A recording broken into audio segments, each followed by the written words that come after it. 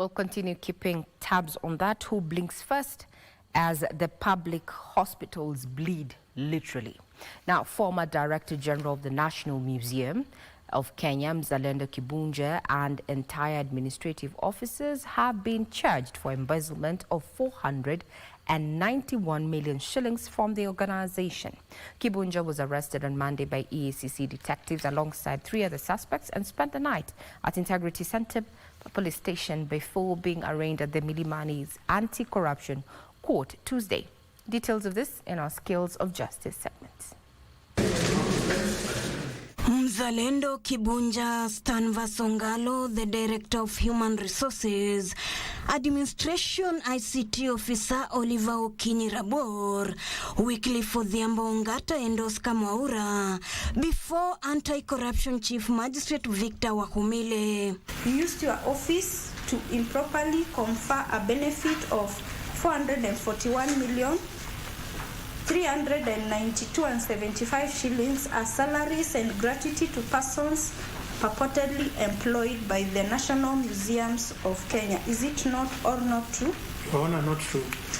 According to the prosecution, the suspects allegedly mismanaged public funds through irregular payments of salaries to ghost workers who were later transferred to senior officials purportedly employed by the National Museums of Kenya. This is where Pontius Pilate found himself when he was actually making a decision on Jesus Christ. Public interest. Your Honor, I actually urge you not to be convinced by that. Let these people be out. Like my client was actually not even summoned. He went yesterday.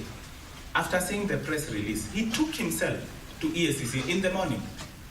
Your Honor, I would plead with this honorable court to consider favorable terms of bail for the first accused.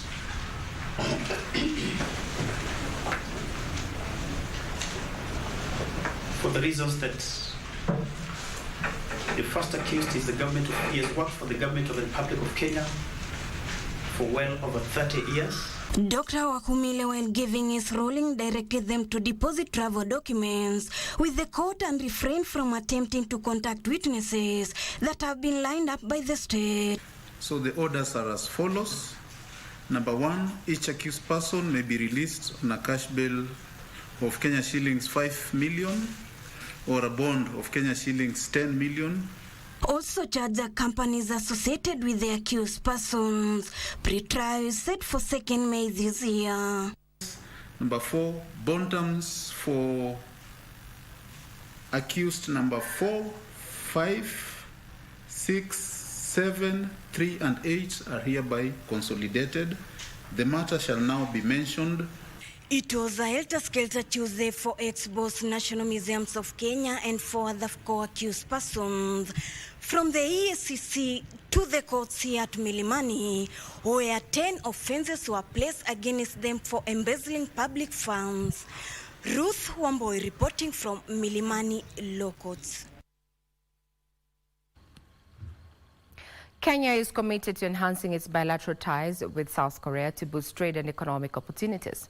President William Ruto, while meeting South Korea's special presidential envoy and first Vice Minister of Foreign Affairs Hong Kim at a State House Nairobi, underscored the value Kenya put in its partnership with South Korea in the development of technical and vocational education training, that is TVET, public health, water and sanitation, as well as ICT sectors. The president, who attended the forthcoming Korea-Africa summits, committed to escalating Kenya's collaboration with the Asian nation. The 2 leaders agreed to align Nairobi and Seoul's position to promote adherence to international laws to foster global peace and stability. Last night, thanks to your leadership, the event was successful. So we believe she will be a good ambassador and we hope that with your excellency in June, Korea is going to host the first ever Korea-Africa to find out your excellency's decision to participate in this. Information, Communication and Digital Economy Cabinet Secretary Elido Walo now wants Parliament to regulate TikTok instead of banning it. Appearing before the National Assembly Petitions Committee, Owalo said banning TikTok will deny millions of youth daily earnings and cause a mass exit of private sectors operating in digital spaces. A section of members of parliament, however, are concerned about the government's capacity to regulate the content before it is published on TikTok. Responding to a petition before the National Assembly that proposes a ban on Chinese social media giant TikTok in Kenya, Information, Communication and Digital Economy CS Eliud Owalo implored MPs to allow social media platforms to self-regulate as the government monitors compliance with existing frameworks. The CS argues that a total ban on TikTok will go against the government's ambition to assist Kenyans in accessing digital jobs. Today we have got a lot of private sector entities who are already creating youth for jobs for our youth in the digital space. So I just wanted us to take that example, our practical working arrangement with members of parliament to create jobs for our youth in the digital space, and look at the likely repercussions if we ban the digital platform. MPs raised concerns over the government's capacity to monitor and protect Kenyans from illicit content. If something is bad, and we should come out broadly and say this is bad, irrespective of what the world outside there would think about the Kenyan position. Meanwhile, the National Assembly Trade Committee has given the National Cereals and Produce Board and Kenya Bureau of Standards 7 days to appear and respond to queries regarding the distribution of fake fertilizer. The heads of the two state agencies failed to appear before the James Gakuya-led committee, citing sick leave. That particular saga or state corporation must be represented in the next meeting, whether the MDs are within the country or out of the country. And the National Assembly Administration and Security Committee is considering the bribery amendment bill that seeks to commission police uniforms without pockets. If you look at Dubai, they don't have traffic officers. They just have an integrated intelligent traffic system. The bill, sponsored by Bomachoge Borabu MP Obadia Barongo, also seeks to install CCTV cameras to monitor the behavior of traffic police officers.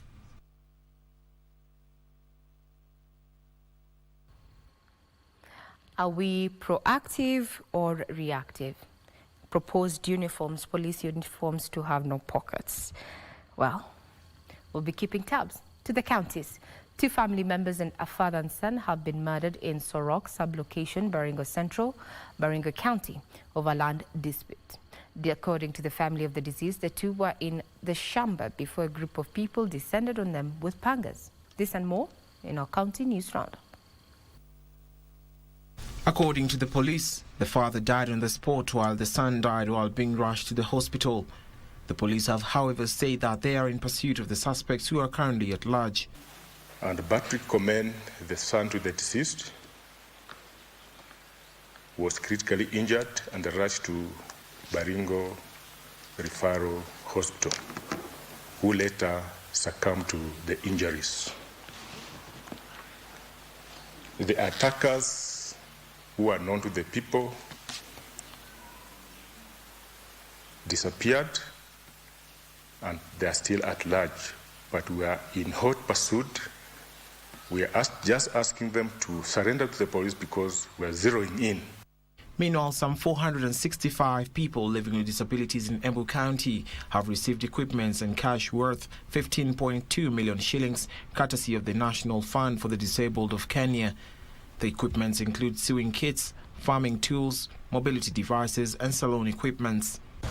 Kile ambacho hatungependa kuona ni ukiuza vyombo ambavyo mtakavyopewa. Hiyo hatutakubali, kwa sababu ukiuza kitu ambacho umepewa, sasa wewe umejinyima mwenyewe haki ambayo umepewa na Mwenyezi Mungu kupitia kwa mikono ya the National Fund. Elsewhere, medical herbalists from Meru County, operating under the umbrella of the Meru Culture Union, have urged the national government to amend current laws that regulate traditional medicine to safeguard herbalists against harassment. Kwa hivyo sasa tunaomba National Assembly na pia County Assembly kama wanahusika na hii maneno ya Act na Constitution of Kenya waingilie kati ndiposa waweze kuprotect arborists wetu. And finally, 15 young men and women from Machakos County have been selected to join the Kenya Wildlife Service as security rangers. Graduates from the National Youth Service were given priority in the exercise.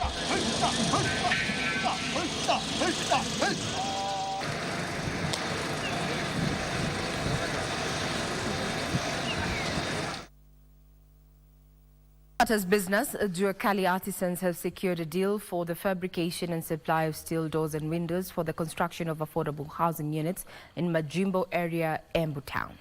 Deputy President Rigathi Gachagua says artisans are playing a crucial role in the implementation of the affordable housing project countrywide.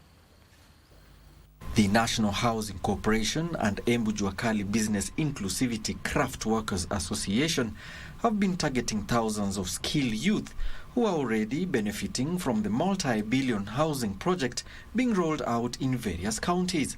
Deputy President Rigathi Gachagua says the move will create more opportunities for the artisans. Hii program ya affordable housing, na rais alieleza lengo lake ni mara mbili. One, watu wapate nyumba nzuri za kukaa. Lakini sana sana sikijengwa vijana wetu na wamama wapate ajira. These sectors is the Juakali sector and agriculture. Affordable housing is one of the key pillars that enables the Juakali sector to absorb millions of Kenyans by offering them employment. Gachagua says the flagship affordable housing project has been designed to benefit millions of jobless skilled youth who have been deprived of work for years, while at the same time challenging them on obtaining certification for their skills. Sasa tumeanza program ya kusema nyinyi muende pale kwa polytechnic, pale kwa ministry ya industry, mfanyiwe mtihani, mawe uweke kabiro, ikiingia unapita. Currently, over 100,000 affordable housing units are under construction in various parts of the country. The Institute of Public Finance wants the government to prioritize social spending in this year's budget to caution vulnerable in society. The Institute's CEO, James Muraguri, says the proposed budget cuts in key health sectors like health, agriculture and education will have an adverse effect on the cost of living and the general economy.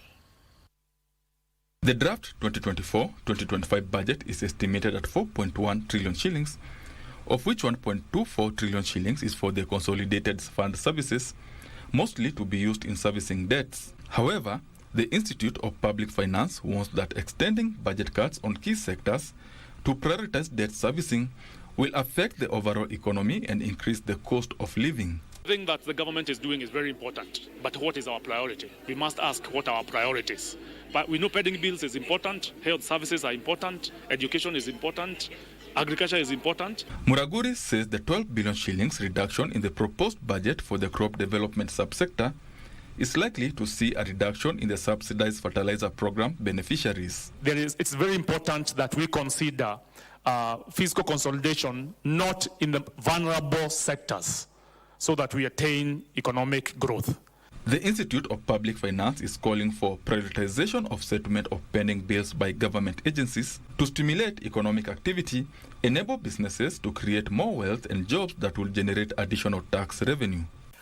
We have lost contractors in this country. The people have gotten into depression, committed suicide, because some of them borrowed loans from banks. The Institute of Public Finance wants the national government to fully devolve functions worth 272 billion shillings to avoid duplication of roles.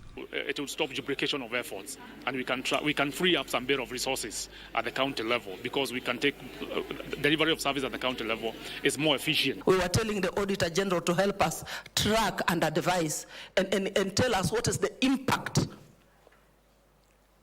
to the nation in terms of all these individual funds.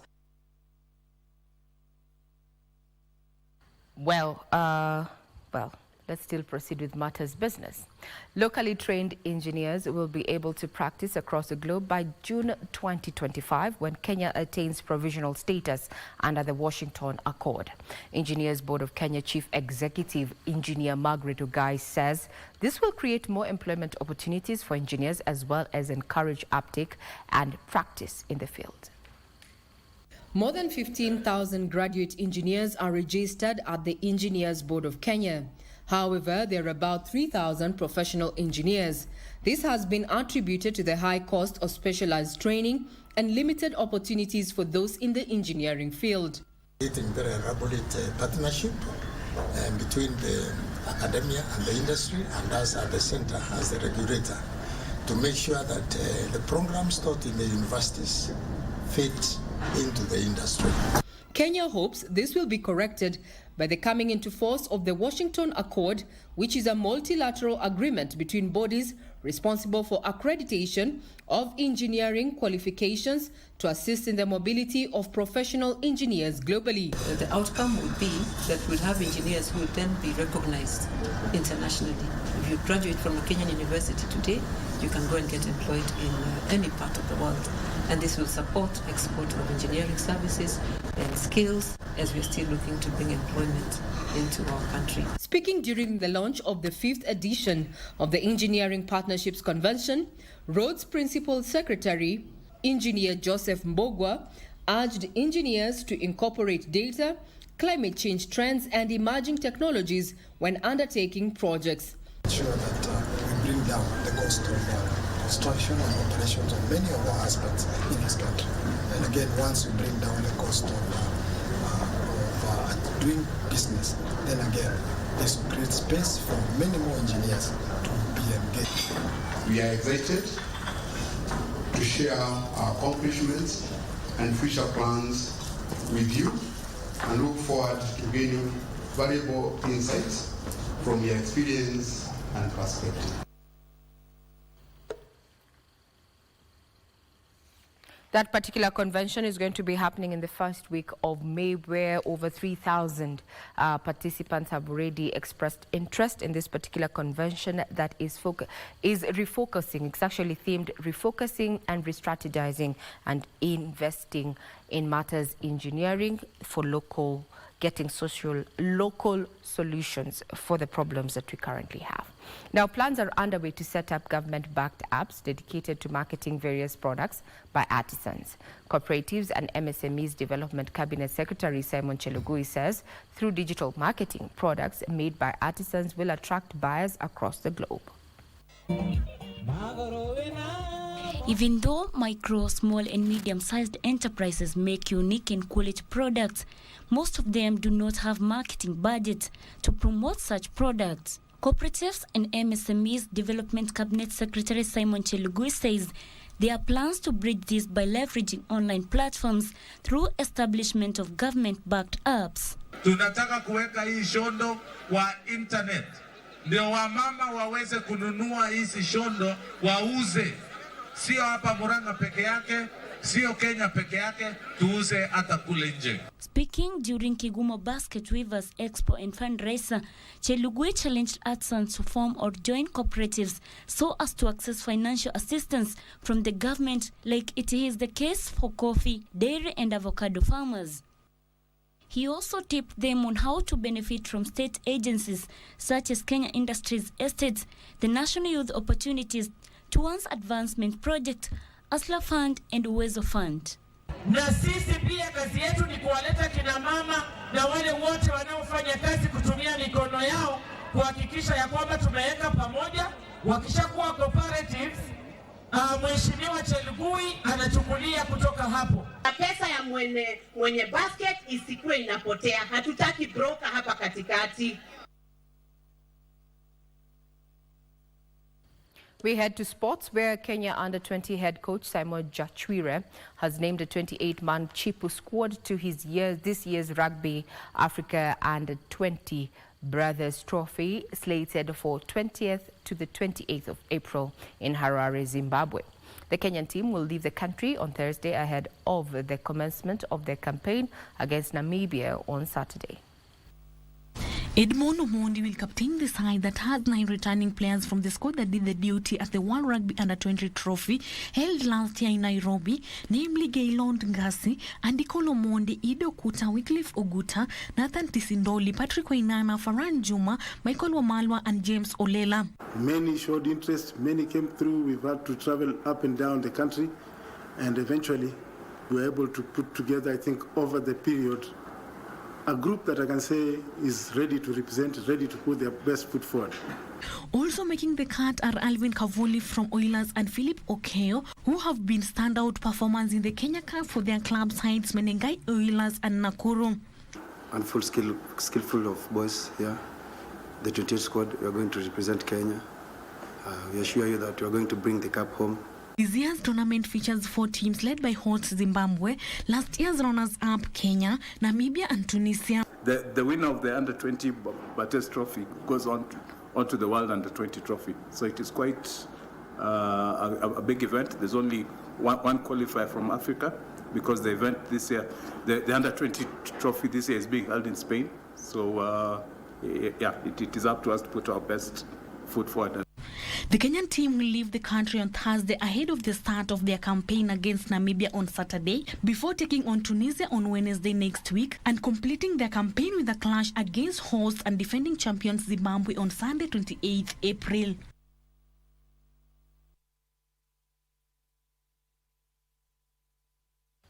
Well, that puts a cap on matters in the headlines. Be sure to log in on our website, that is www.kbc.co.ke, for further details. Right now, I leave you in the able hands of my colleagues, Vivian and Mike, as they take you through the various stories that have been captured and prioritized by various scribes across the country, as we are on the lookout for what is going to be happening at the DP's residence in Karen, where it's going to be meeting a UN high delegation. There a series of matters are going to be definitely discussed, especially on matters security. We'll be keeping tabs, so do keep it right here.